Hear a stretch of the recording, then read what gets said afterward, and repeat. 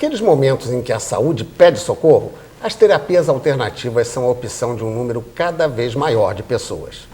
Elas são lembradas por quem procura a cura de uma doença ou simplesmente por quem quer se prevenir. A acupuntura, homeopatia, florais de Bach e fitoterapia já fazem parte da rotina de milhões de brasileiros. As fronteiras entre a medicina tradicional e as terapias alternativas parecem cada vez mais tênues. A acupuntura, antes desconsiderada, já faz parte da graduação na Faculdade de Medicina da Universidade de São Paulo. A homeopatia tem o aval do Conselho Federal de Medicina, mas não é considerada científica por muitos médicos. E como classificar então a sabedoria indígena, medicina ortomolecular, as terapias holísticas? Para nos ajudar a entender até onde vai a medicina e no que podem ajudar as terapias complementares, convidamos alguns especialistas. Vamos a eles então.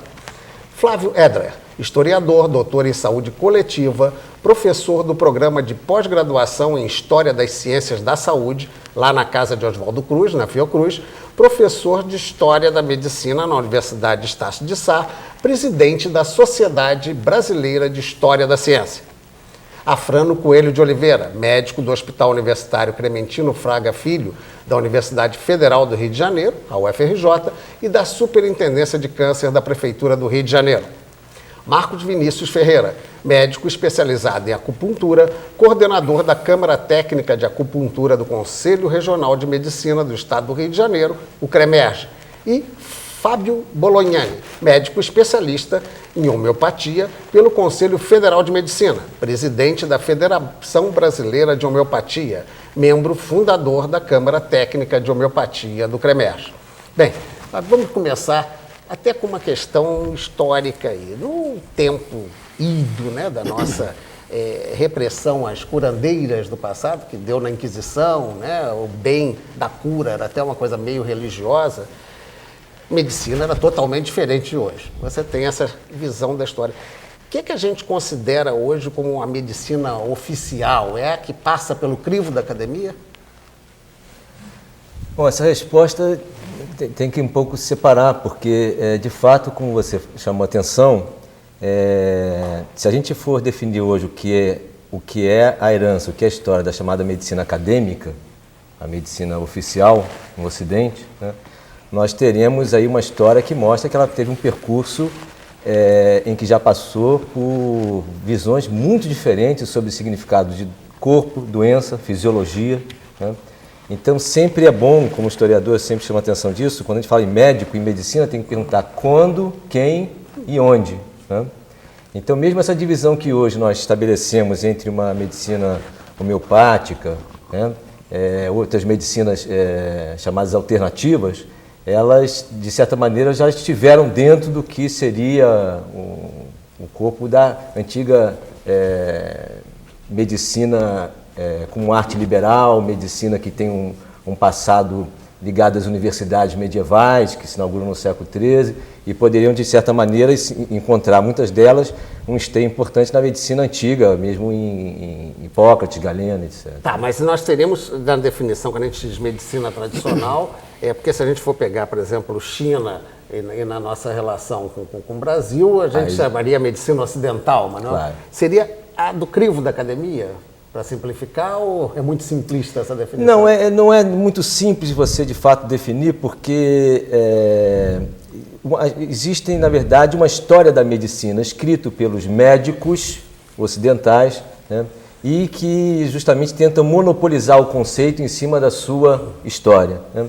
Como historiador, com uma perspectiva mais sociológica, eu, por exemplo, sempre prefiro falar em medicina acadêmica em oposição a outras práticas médicas, né? Então a gente tem que um pouco saber lidar com isso mais sociologicamente e evitar aceitar o conceito assumido por uma das medicinas vigentes. Já tem uma espetadinha da acupuntura. Eu acho que existe uma proposição que talvez seja bastante interessante de abolir o uso de alternativo e usar medicina convencional e não convencional, né? A convencional é aquela que a medicina acadêmica, que as convenções aceitam, e a não convencional seriam aquelas outras que não fazem parte dessas convenções do meio oficial, digamos assim. O problema é que até mesmo essa delimitação, hoje em dia, eu diria que é meio borrada, porque, por exemplo, a acupuntura é uma medicina convencional ou não convencional? Depende até do ponto de vista, né? A partir do momento que você tem a acupuntura hoje em dia funcionando nos hospitais como uma prática cotidiana, ela passou a ser também uma medicina convencional, apesar de não fazer parte do nosso universo cultural. É uma coisa interessante, porque é uma forma de medicina que não faz parte do nosso universo cultural, usa conceitos diferentes, mas já faz parte da convenção em tratamento de dor, por exemplo. Você vai em congressos de dor, né, e você tem mesas redondas, dias dedicados à discussão da acupuntura como tratamento de dor. Isso é convencional ou não é convencional? Então essa discussão, o que hoje em dia a gente poderia dizer que é convencional e não é, começa a ser um pouco borrado. Por exemplo, floral de Bach, eu diria que é perfeitamente não convencional, né? A gente vai ver que existe uma certa divergência científica sobre isso. E até mesmo essa divergência científica é uma coisa meio complicada. Por exemplo, homeopatia, acupuntura. O modelo que você tem de aferição de eficácia desses métodos é um modelo farmacológico, que não se presta aos nossos métodos de tratamento. Deixa eu aproveitar essa dica para pegar alguma coisa aqui com a Fran. Você seria o alopata versus homeopata. Vou aproveitar a bancada. Essa questão do fármaco, quer dizer, do remédio, define também ainda a existência de um certo preconceito entre essas duas áreas? Eu acho que é muito importante que a gente não reforce essas dicotomias, né? Eu acho que a medicina caminha para uma integração de atendimento integral ao indivíduo. Então, obviamente que existem patologias como o câncer, que é a minha área específica, que essas terapias não têm um papel ligado em relação ao diagnóstico e tratamento, mas tem um papel muito importante em relação a sintomas, a tratamentos coadjuvantes das doenças malignas, por exemplo. Mas em relação realmente ao diagnóstico e tratamento, essas terapias são reservadas para um outro espaço. Então, eu acho que essa dicotomia entre a medicina tradicional e a medicina o convencional ou não convencional, ela não se aplica. Eu acho que o que se aplica, muitas vezes, é o indivíduo e o coletivo. O câncer de mama, por exemplo, qual é o papel dessas terapias em relação ao câncer de mama, ao câncer da próstata dos homens, em relação ao seu diagnóstico, seu tratamento? Então, eu acho que passa muito pela a questão do profissional que está atuando, a sua responsabilidade em fazer diagnósticos, porque esse é um perigo que a gente vive quando a gente quase que marginaliza essas terapias. Nós temos que trazer essas terapias para o mundo oficial, para o mundo real, porque às vezes um doente que queixa de um problema, uma dor na coluna, um tumor que está comprimindo a sua medula, ela vai a um profissional não qualificado e institui uma terapêutica em que vai controlar o sintoma e não vai fazer o diagnóstico para que se faça o tratamento adequado. Esse é o grande cerne da questão. E essa, Fábio, exatamente por aí, muitas das críticas, às vezes, que fazem a homeopatia passam por aí, não? Isso. Hoje, vivemos um grande dilema da homeopatia, que é uma especialidade desde 1980, aqui no Brasil, de se colocar como oficial através de resultados, digamos, científicos, são chamados resultados reprodutíveis.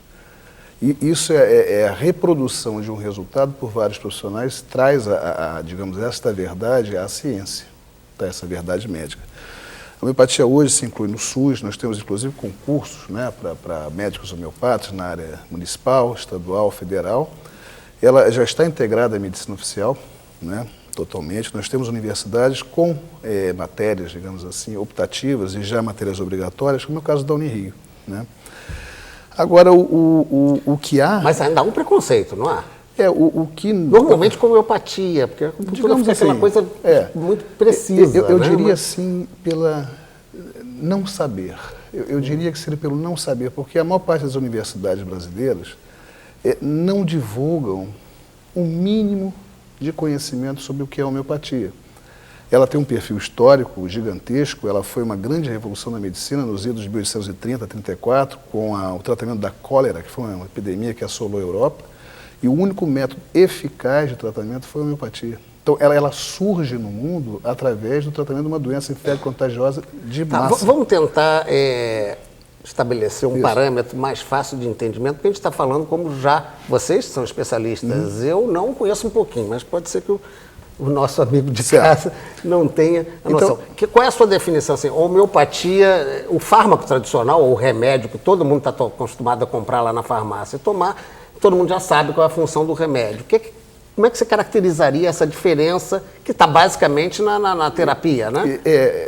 Sim e não, porque existe também o conceito de doença e de adoecimento. E existe uma modificação dentro do estudo da doença, que inclui na homeopatia, digamos, o processo do adoecimento desse indivíduo, inclui o diagnóstico nosológico, inclui o chamado prognóstico, ou seja, essa doença tem riscos, né, que existem tratamentos para essa doença, é necessário que esse profissional esteja gabaritado a saber que existe. Pode não saber fazer e saber indicar o especialista, mas dentro da visão da homeopatia, nós temos assim uma noção de como esta pessoa adoeceu. Na nossa anamnese, nós temos uma história do processo do adoecimento. Então, a tentativa do tratamento complementar é dissolver essa tendência patológica, que muitas vezes o que nós vemos é um tratamento, seja químico, seja cirúrgico, solucionar temporariamente aquela patologia, mas há como se tivesse uma tendência, essa patologia, a se, digamos, renovar e aparecer em outro órgão, chamadas metástases, né? Não exatamente só de câncer, mas patológicas também. E a homeopatia viria para atenuar esta tendência, quer dizer, essa seria, digamos, a primeira proposição, ou seja, uma medicina baseada no indivíduo e não exatamente na doença. Tá? Ela contempla a doença dentro do tratamento, porém a visão principal do médico é dentro do adoecimento dessa pessoa. Eu vou deixar a parte do remédio, da terapia, para o outro bloco depois do intervalo. Isso. Voltamos já já.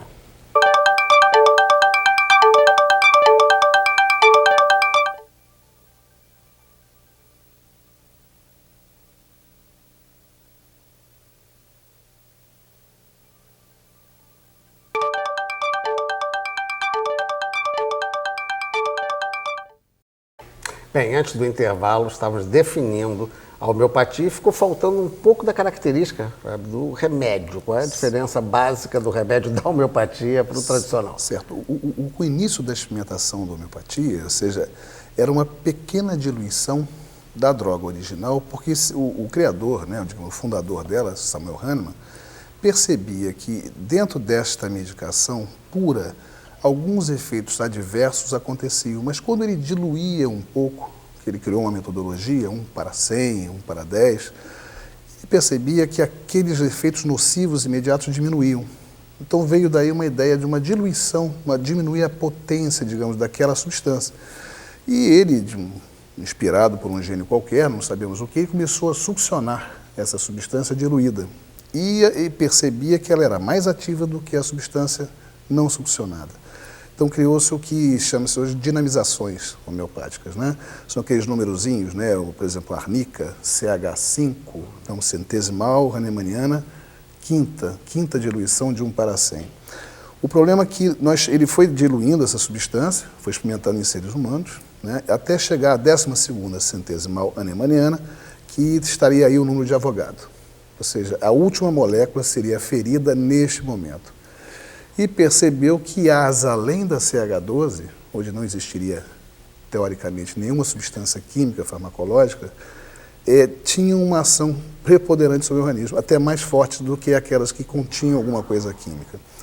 Então, isso joga a homeopatia um pouco na físico-química, né? Nós estamos aí dentro de uma noção meio que moderna, né, da física atual, e sai do conceito farmacológico, nessas potências acima da CH12. Então, aí que há, digamos assim, o dilema com a escola farmacêutica ou farmacológica atual, né, onde há a aceitação de uma dose não farmacológica, tá?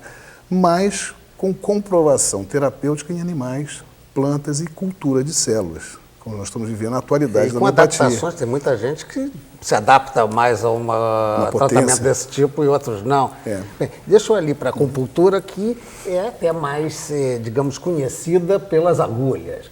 Agora, você já falou da possibilidade, inclusive, da eliminação da dor, e até quando começou a haver aquela noção mais assim, difundida da acupuntura, era a coisa da anestesia, né, que ela era capaz. E hoje, tratamentos de dores, como é que você define o campo de atuação, brevemente, da acupuntura? A acupuntura, hoje em dia, a gente procura a explicação da acupuntura na neurociência, né? Nos últimos anos, a neurociência deu um pulo muito grande, identificando áreas no cérebro onde a acupuntura atuava. Nós hoje em dia temos alguns trabalhos com ressonância magnética funcional, que mostram que a acupuntura tem um efeito sobre áreas específicas do cérebro. Existe um efeito específico, né? Os pontos de acupuntura, nós usamos alguns pontos espalhados pela superfície corporal, e a gente sabe que o estímulo desses pontos, especificamente, a cada combinação de pontos, vai fazer com que áreas diferentes no cérebro sejam ativadas, né? Então, hoje em dia, a nossa explicação predominante é uma explicação através do mecanismo cerebral, principalmente. Existe uma ação local também da acupuntura. Então, a conjugação desses dois efeitos, o efeito local do estímulo da agulha e o efeito também sistêmico através do sistema nervoso central, é que explicaria as ações da acupuntura. Então, isso levaria a acupuntura para um campo de atuação sobre doenças funcionais, principalmente, né? Além da dor, porque a acupuntura tem uma característica muito interessante, eu diria que hoje em dia um dos grandes problemas que nós temos em medicina é o tratamento de dor crônica. A dor crônica é um problema seríssimo e nós não temos um tratamento farmacológico para a dor crônica, um tratamento eficaz. Nós temos analgésicos, todos com grandes efeitos colaterais, analgésicos que você raramente pode usar durante um longo tempo, e nós não temos um tratamento adequado farmacológico para a dor crônica. E nesse campo, a acupuntura entra de uma forma que eu diria brilhante. Por quê? Porque talvez a acupuntura seja um dos poucos tratamentos que consegue reverter a dor crônica quando a gente considera a dor crônica como uma disfunção do sistema nervoso central. O que acontece? Em relação à dor, você tem um mecanismo de percepção de dor e você tem um mecanismo de inibição dessa percepção de dor. Na dor crônica, o que acontece é que o mecanismo de inibição da percepção de dor deixa de funcionar ou funciona de uma forma incompleta. E a acupuntura, por alguma forma que a gente ainda não conseguiu completamente detectar, consegue fazer com que esse sistema de inibição de dor volte a ser um sistema funcionante. Perfeito. Né? Vamos tentar ver a evolução disso. Hoje em dia estamos aqui perante duas situações que já sofreram um preconceito muito grande, né? Eu tinha começado na primeira pergunta para você a ver até aquela coisa do curandeiro. Uhum. Quer dizer, como é que é essa coisa da incorporação? É preciso, digamos, o provar, né? A teoria científica, no sentido de vamos provar que a homeopatia funciona, vamos provar que a acupuntura... E aí sim aceita-se? Ou como é que você vê esse desenvolvimento, a negativa e a aceitação? Bom, de fato você tem uma situação muito conflituosa, uma situação bastante conflituosa entre a medicina ocidental e essas diversas práticas terapêuticas. Eu diria para você que a partir do final do século XVIII, início do século XIX, é que a gente pode falar de fato de uma medicina universal, uma medicina ocidental universalizada, né? Antes disso você tinha no contexto europeu várias escolas concorrentes, você tinha com o mesmo título de doutor, de físico, de médico, pessoas com formações e concepções bastante diferentes. Vale lembrar que a França, por exemplo, em Montpellier você tinha uma tendência vitalista importante, ainda no século XIX.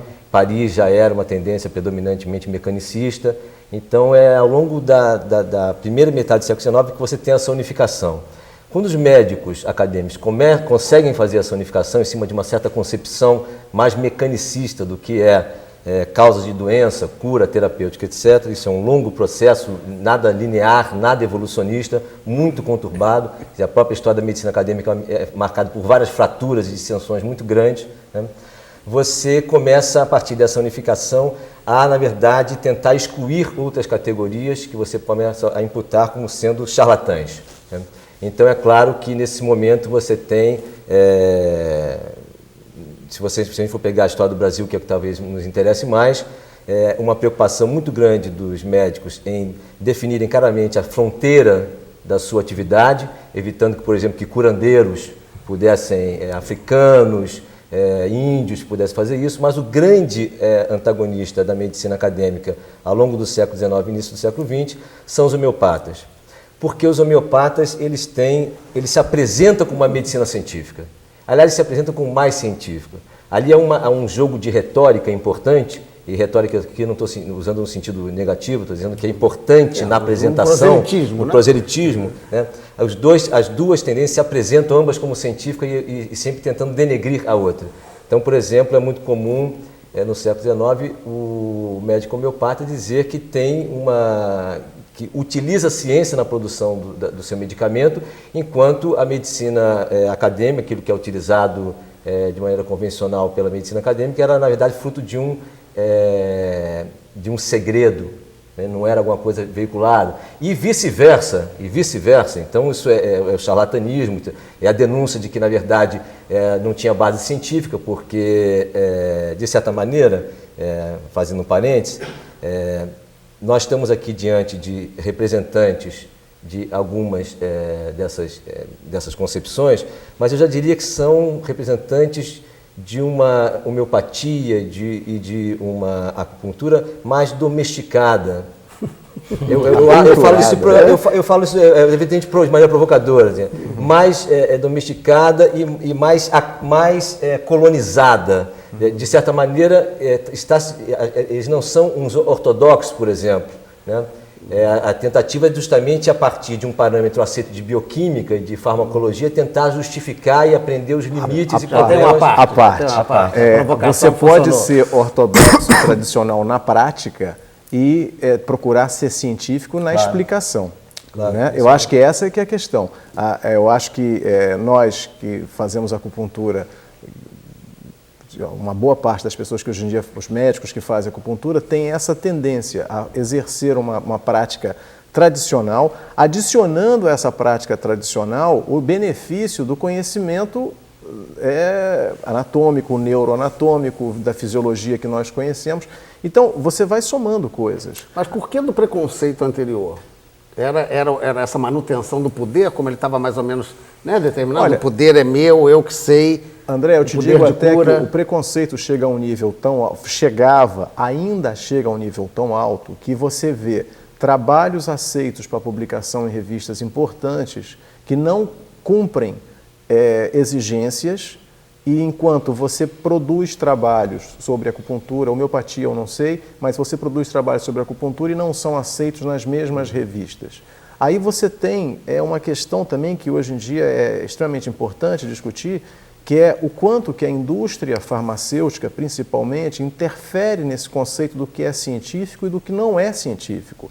Por exemplo, a gente sabe que o trabalho que lançou o Celebra, era um trabalho de um perfil mais longo, que foi abortado, não foi abortado, ele chegou ao final, mas o Washington Post discutiu isso, mostrando que eles só apresentaram os primeiros 6 meses do trabalho. Por quê? Porque os outros 6 meses não eram de acordo com o que se esperava.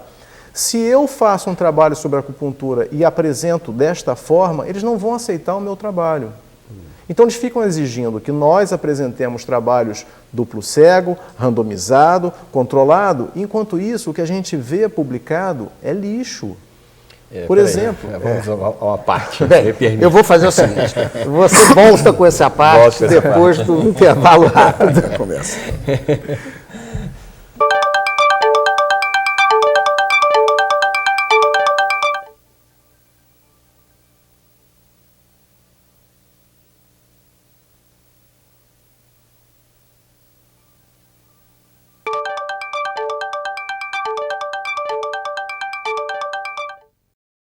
Sem perder muito tempo. Afrânio, vamos lá.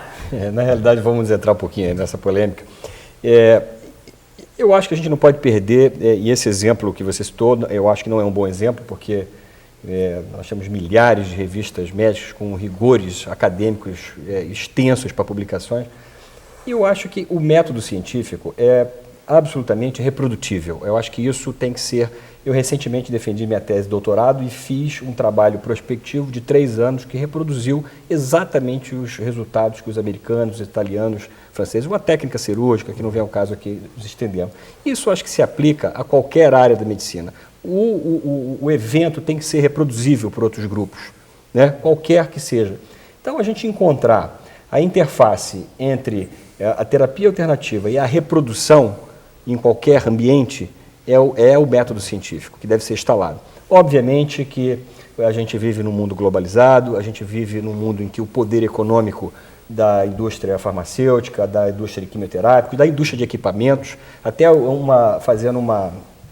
entrando um pouquinho na área da história, e é um dado que a gente observa o declínio da atividade médica liberal, quando o médico se transforma em assalariado, e a ascensão da indústria farmacêutica e tecnológica. Isso a gente vê no decorrer do século passado, desde o início do XIX, né, dos anos iniciais até o fim. Isso, hoje o médico, muitas vezes, ele é refém da tecnologia. Ele não consegue fazer um diagnóstico por falta de colher uma boa história, por falta de fazer um bom exame clínico, por falta de ouvir o paciente. Quer dizer, então, usar todo o arsenal de ciência e tecnologia e não perder a humanidade. A relação médico-paciente. Então, isso eu acho que aí contempla todo. Óbvio que nós teremos, e a medicina é um belo exemplo que o que é verdade hoje, amanhã é uma mentira, o que é uma mentira hoje se torna uma verdade. A medicina também, às vezes, ela caminha pelos espasmos, né, em espasmos do avanço, né, e na realidade isso a gente tem que compreender.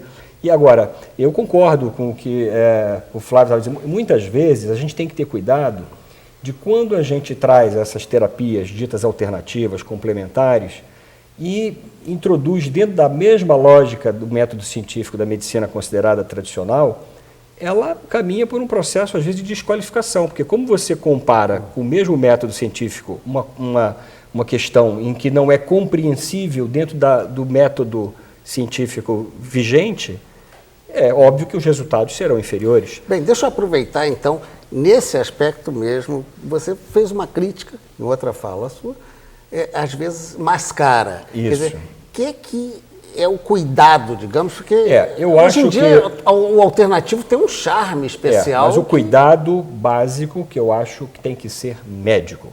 O médico ele tem que ser capaz de diagnosticar e atentar florais de Bach ou qualquer outra alternativa, se não for feito por um médico, para que entenda que o seu sintoma pode representar a presença de uma doença física, isso é extremamente perigoso. Porque você pode Temos riscos concretos na moda do alternativo. Tem riscos concretos, porque se você atua num profissional que não faz uma boa história, não examina o paciente, trata o sintoma, como é que você pode estar com um sintoma que seja fruto de uma doença indolente, silente, que você não está fazendo diagnóstico?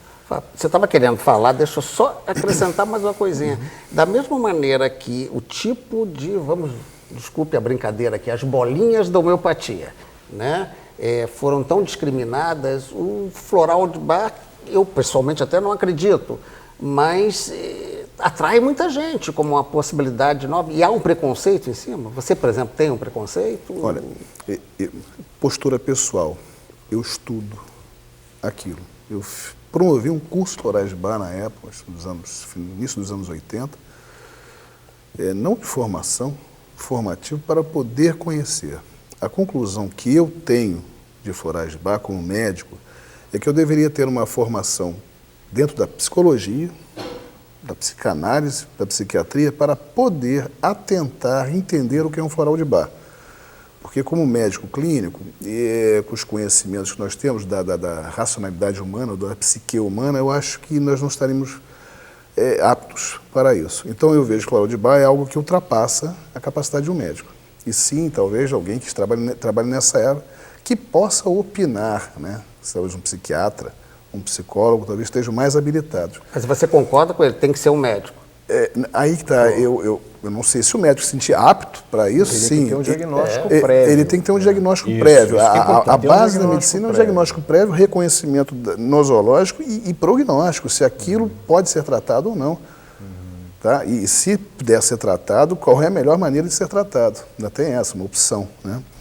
Agora, dentro dessa visão de ciência, né, eu dirijo uma instituição que se preocupa exatamente em estabelecer a tal comprovação da homeopatia. Batemos aí no paradigma do que é a comprovação de um efeito medicamentoso. Diferença de eficácia e eficiência. Eu tenho um remédio que é super eficaz, isso dentro da alopatia, para baixar a pressão do sujeito, mas a eficiência desse tratamento pode ser comprometida pelo preço da droga ou pelos inconvenientes que essa droga causa. Efeitos colaterais. Recentemente temos uma substância aí colocada em prova, está sendo proibida no mundo todo, porque está levando à morte ou uma situação crítica de vida em várias pessoas, coisas que não sabia durante o estudo, e já foi um padrão ouro. Não tem problema em dizer o Vioxx que você está falando. Seria a substância componente do Vioxx. Que foi retirada do mercado. Mas a questão do Vioxx já estava sendo discutido desde o trabalho que lançou, que foi o trabalho Vigor, que lançou esse remédio. No trabalho que lançou o remédio, alguns analistas críticos do trabalho viram um viés de doença cardíaca e de aumento de pressão. Isso tem uns 2, 3 anos. Mas essa polêmica, a maior polêmica é a reposição hormonal nas mulheres. Também é outra, Foi uma grande polêmica. Durante 10, 20 anos nós vivemos um boom da reposição hormonal e recentemente os trabalhos mostravam que aumenta a incidência de câncer de mama nas mulheres que usaram mais de 5, 10 anos. Quer dizer, então na realidade a medicina caminha por isso, né? É esse aspecto conflituoso. Isso é conflituoso, em que a ciência às vezes avança em determinados aspectos da qualidade de vida, da oferta e retrocede quando Mas eu tenho isso... a impressão que hoje nós estamos tendo um ganho muito interessante em medicina, que é a questão da discussão da crença, né? A medicina foi muito levada durante muito tempo numa base de uma crença. Então, se acreditava que a reposição hormonal era eficaz, mas ninguém nunca chegou ao ponto de ver se realmente era eficaz.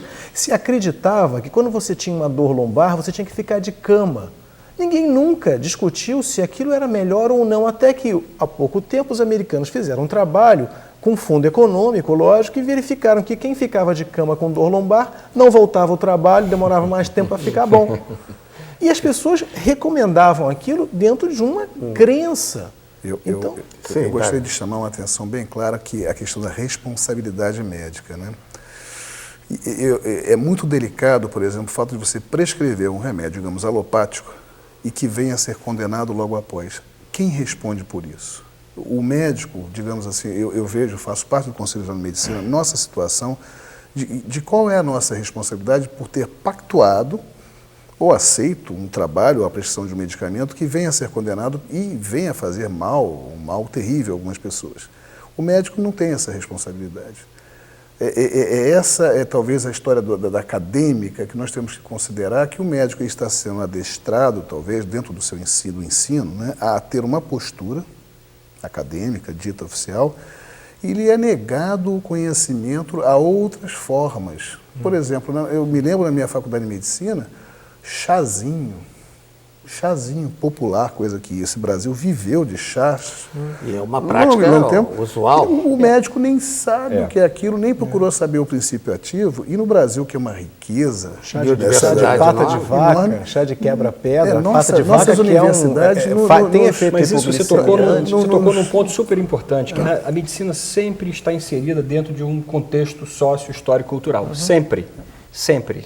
É a prática do aleitamento materno, é a reposição hormonal, que vai variar da acupuntura no Oriente, se abre o abdômen, se abre o tórax com a acupuntura. Se abria.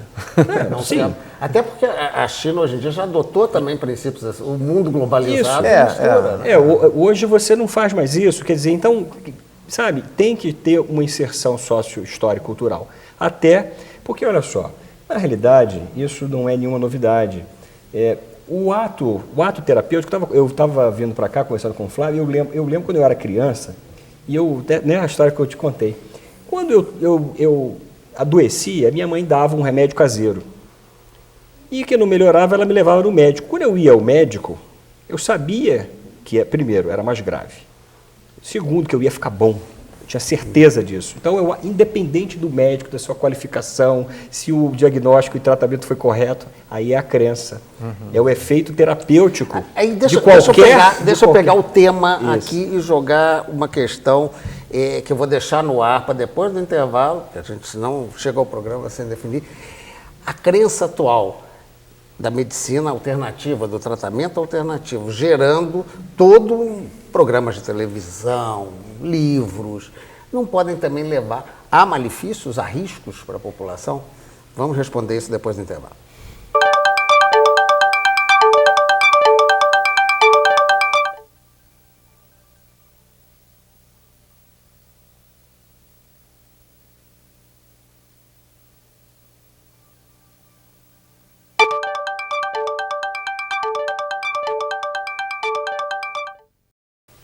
Vamos direto ao que interessa.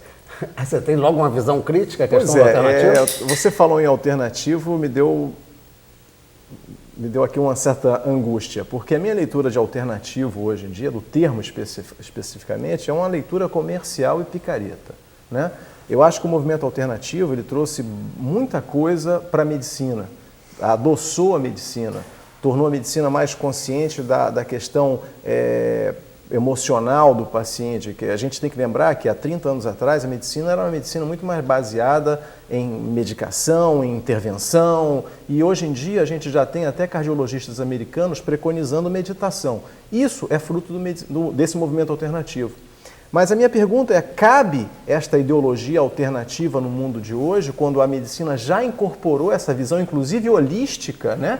Então, cabe essa visão, no meu ponto de vista, cabe somente dentro da leitura comercial. É a lojinha de produtos naturais, é o camarada que é o terapeuta, entendeu? Que não sabe nada e do não saber nada ele não explica nada, e não explicar nada cria uma aura de mistério ao redor do que ele está fazendo, e ele ganha vida com relação a isso. A gente vê consultórios de acupunturistas que toca a campainha uma música chinesa, tem cascatas, música New Age. Isso aí é para vender, isso não tem fundamento nenhum na prática do camarada ali no momento, né? Eu queria dar uma coisa, talvez contribuindo, né? A homeopatia ela tem 200 anos e há 200 anos nós temos um formulário de quase 2.000 substâncias que são usadas e preconizadas em todo o mundo, e escritas de mesma forma por todos os médicos do mundo homeopatas. Isso é bem interessante. E a homeopatia muitas vezes foi considerada placebo. Isso eu acho bem interessante, porque a homeopatia sempre foi a aguinha, que é uma espécie de uma água alcoolizada, uma bolinha e um tabletinho e um pozinho. Isto, há praticamente 200 anos, a apresentação da homeopatia é a mesma. É o mesmo tipo de substância. Nunca teve uma cor, nunca teve uma embalagem diferenciada, ela se repete. Talvez agora, na Europa, você tenha uma diferenciação da embalagem. Quanto na alopatia, eu queria chamar a atenção de vocês que cada vez o remédio vem mais colorido, ele tem uma embalagem mais bonitinha. Existe uma apelação também pelo modo que você pega o medicamento. Quando na homeopatia, esse efeito talvez placebo da imagem não exista, porque é o mesmo que se repete há 200 anos. Eu queria só dar uma firmada nesse ponto, que isso é importante. Bom, eu gostaria de chamar a atenção um pouco de o que está um plano de fundo dessa nossa discussão. Nós, de fato, quando a gente sabe que a história da homeopatia, ela, no século XIX, ela existia como prática, não faz sentido falar, inclusive, do termo alternativa, porque era uma das práticas concorrentes da medicina. E de fato, ela era uma das medicinas, né, concorrentes, e essa prática, ela teve um refluxo importante em meados do século XX e teve uma grande revivescência nos anos 70.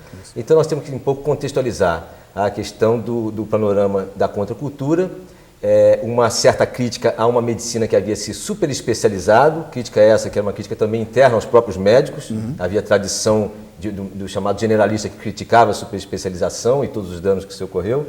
E nós vivemos hoje em dia num panorama bastante marcado pela ideia do multiculturalismo, né? A ideia do multiculturalismo também leva à ideia de que nós também não podemos trabalhar com uma única concepção de eficácia, não podemos trabalhar com uma única concepção de ciência, né? Não quer dizer que eu seja relativista e acredito nisso, mas estou dizendo que nós vivemos num mundo muito marcado pela ideia de que são várias as possibilidades de se construir conhecimento, de se validar conhecimento, né, e de se arbitrar conhecimento. Então, por exemplo, falou-se aqui muitas vezes na ideia do método científico, né? Mas, de fato, existem vários métodos científicos. Eu diria que, por exemplo, na concepção de um homeopata mais ortodoxo ou de um médico alopata do século XIX, não fazia sentido falar de ciência, de doença, desculpe, só fazia sentido falar do doente. Então você não tem, por exemplo, como replicar isso, porque era a figura específica do doente. Cada doente é um doente. É um doente, então você doença. não pode... Então este é um dos grandes problemas que nós vivemos. De qualquer maneira, o que me chama muita atenção é que nessa mesa que está aqui, e eu, talvez de maneira provocadora, volto um pouco a insistir nisso, vocês provavelmente não representem o universo dos praticantes, nem da homeopatia, nem da acupuntura, Tanto nem que da o Marx fez medicina. uma crítica a determinados acupunturistas que não Exatamente. seguiriam um método. Exatamente. Então, de alguma maneira, o discurso aqui é um pouco marcado pela ideia muito prevalente hoje em dia da estatística médica. Né? Nós sabemos que vivemos hoje em dia com uma reviravolta muito grande nos procedimentos clássicos de definição do que é válido e do que não é válido a partir da chamada medicina baseada em evidência. Né? Isso, na verdade, foi trazido pelos próprios médicos, a medicina acadêmica trouxe isso, em função basicamente dos estudos em estatística. Né? Então vocês dizem assim, mas os médicos antes não testavam, historicamente não é correto falar isso. As práticas de testes existiam e aquelas práticas de teste que então eram aceitas como válidas para aquele contexto foram depois revistas em panoramas diferentes. Há 20 anos atrás, quando é que se decidia que uma terapêutica era aceitável? Era quando era apresentada num congresso. Um congresso médico ou um professor famoso de uma grande cadeira. Isso é que definia a prática correta. Quando você desloca isso para a ideia de um controle estatístico, você rouba desses médicos, desses fóruns, desses grupos, a definição do que é válido e do que não é válido, do que é eficaz e do que não é eficaz. Aí eu levanto. O que é medicina e o que não é medicina? E assim, para complementar o que o Flávio estava dizendo, e a gente tem até uma brincadeira, né, que é uma contraposição à medicina baseada em evidências. Os antigos professores falavam medicina baseada em eminências. É verdade. Né? Eles falavam que eu faço, que eu fiz, que eu acho e que tal. São as crenças. São as crenças. E a medicina baseada em evidências veio para contrapor isso. Obviamente que hoje em dia já também tem um outro movimento, além da medicina baseada em evidências, que é o que a gente chama da experiência pessoal. A experiência pessoal, ela também acrescenta a medicina baseada em evidências. Porque na sua experiência, e porque isso a gente vê na medicina em todo mundo, tem grupos que têm uma determinada experiência, tem outros que têm uma outra experiência. Então essa acumulação de vivências e experiências em relação ao procedimento A, B ou C, traduz em melhores resultados naquele grupo e piores em outro. Nós estamos começando a entrar agora, nós trabalhamos principalmente com doenças consideradas fora de possibilidade terapêutica. Fazemos ciência homeopática aí, nós estamos começando a entrar no campo da qualidade de vida. Os questionários de qualidade de vida, né? Os longos e curtos. Né? Então, nós estamos, certas patologias não dá para você medir se melhorou ou não, até porque nunca foram aferidas, porque não havia tratamento. Nós estamos encontrando aí uma racionalidade homeopática suficiente para alterar o curso de certas doenças, principalmente doenças neurológicas. Tá? Nós temos uma experiência vasta em 18 anos em experiência com crianças e adultos. E nós estamos agora buscando qualidade de vida como uma forma de representar um resultado de melhoria da vida global daquele paciente. É claro que isso é uma mudança de paradigma do que seria a visão médica daquela pessoa. Afinal, de cura, seria melhorar a pressão dela, o movimento, ou seria melhorar a sua qualidade global de vida? Então, esse método de aferição parece se adaptar melhor, né, a esse tipo de, digamos assim, de confirmação desse método. É o que nós estamos objetivando agora. Isso também, a acupuntura, o nosso parâmetro agora passou a ser qualidade de vida. Mas, querendo complementar... Tá, mas espera aí. Como a gente está perto do fim, deixa eu propor um caminho. Do ponto de vista de quem está lá, né, sujeito a esta onda alternativa que tanto lhe preocupa. Qual é a visão de vocês? É o cuidado assim, basta acreditar que você, sendo médico, não vai correr risco? Qual é a postura que tem? Não, o que eu vejo também, o que eu queria até acrescentar é o seguinte, até como ele falou, o que acontece? Você pode ter esse discurso que eu tenho e não entender nada de acupuntura e se dizer acupunturista. Então, na verdade, a pessoa pode ser um médico, falar de método científico e não entender nada de homeopatia.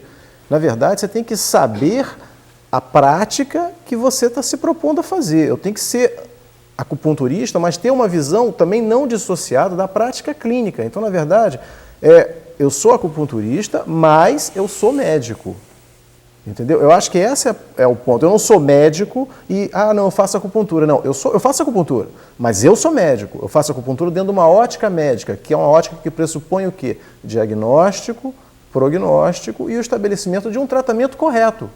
Agora, dentro da minha prática de acupuntura, eu sou absolutamente ortodoxo e tradicional dentro da prática. E eu conheço aquilo, porque eu estudei acupuntura. Porque também tem gente que se diz acupunturista, né, que não é médico, e aprendeu no livro ali na esquina e sai botando agulha. Porque como é uma coisa que a gente também, pouca gente conhece, o que é acupuntura na verdade? Pouca gente vai saber o que é. Então, se você fizer qualquer coisa, tá aceito. Tá, mas né? a tendência dessa alternativa, para a gente tentar fechar, desculpe, qual é a defesa que deveria ter um paciente em relação a isso? Quer dizer, porque existe aquela coisa, às vezes você está com uma doença, qualquer coisa em nome da esperança vale, né? E às vezes até útil, né? Como dizem alguns médicos, Eu a acho que o esperança segredo, ajuda no... O segredo de qualquer relação, né, é a confiança, né? E óbvio que a relação médico-paciente reproduz isso. Então, eu acho que você ter a confiança no seu terapeuta, a confiança no seu médico, você vai ir até chegar um momento, em determinada situação, que você vai poder usar todo o arsenal terapêutico da medicina. A cirurgia, a radioterapia, a acupuntura, a homeopatia, e cada situação em particular vai encontrar a sua indicação precisa. Eu acho que é isso que a gente deve buscar. Você acha que ainda há espaço para que daqui a pouco, quando você tiver alguns anos na frente, olhar historicamente, vão ter coisas alternativas que ainda podem virar incorporáveis? É dinâmico assim? Essa tem sido, a meu ver, a leitura que eu faço, essa tem sido a história tendente, mas mais uma vez, que acontece? A homeopatia é um sistema holístico, mas ela, quando ela é aceita pelo CRM, ela aparece como uma especialidade. A acupuntura é toda uma concepção holística, toda uma visão de mundo, e ela é reduzida a uma técnica e aí subsumida a partir de uma especialidade. Então, na verdade, e nós estamos aqui diante de um grupo de médicos, que quando falam em diagnóstico, é uma maneira específica de proceder a diagnóstico, porque existem outros diagnósticos. Uma bruxa tem um diagnóstico, um curandeiro tem um diagnóstico, presença de... Então, eu quero chamar a atenção de que isso aí tudo são elementos históricos que definem o que não é científico, a maneira de se proceder. Então, não... Agora, em relação a esse recado final, eu diria o seguinte, a ciência, durante os últimos 200 anos, foi uma fonte de autoridade, como a igreja era. Hoje em dia, a ciência como um todo, a medicina especificamente, está muito marcada por muita divisão, né? A fonte, inclusive, de desconfianças da ciência, né? Um certo descrédito em relação à ciência, tem a ver com a própria divisão interna dos cientistas. Então, uma sugestão boa é a confiança, sim, acho que ela é importantíssima, a crença, sim, mas procurar informações, procurar várias vias de informação. Né? Já estamos acabando, rapidinho. É uma questão do diagnóstico, eu não concordo com essa posição, porque eu acho que existe um diagnóstico que é preponderante, que é o diagnóstico nosológico, que é o que vai dar o rumo do tratamento. Você pode ter um diagnóstico fisioterapêutico, um diagnóstico de qualquer outra área, psicológico, mas antes de mais nada, você tem que ter o diagnóstico causal, porque o diagnóstico causal é sobre o qual você vai basear toda a tua orientação posterior. Exatamente. Então, e esse diagnóstico causal é um diagnóstico exclusivo do conhecimento médico.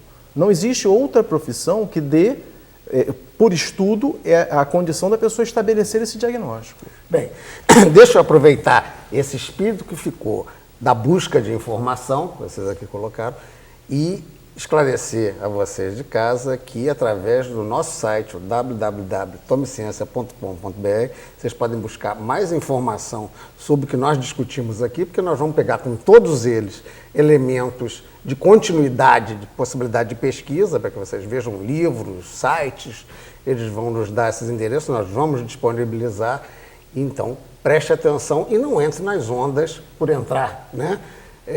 Nem tudo que é alternativo é muito bom, mas também nem tudo que não é alternativo também pode não ser muito bom. Atenção, portanto. Bem, eu agradeço a presença dos nossos convidados aqui e a audiência de vocês. Até a próxima, portanto.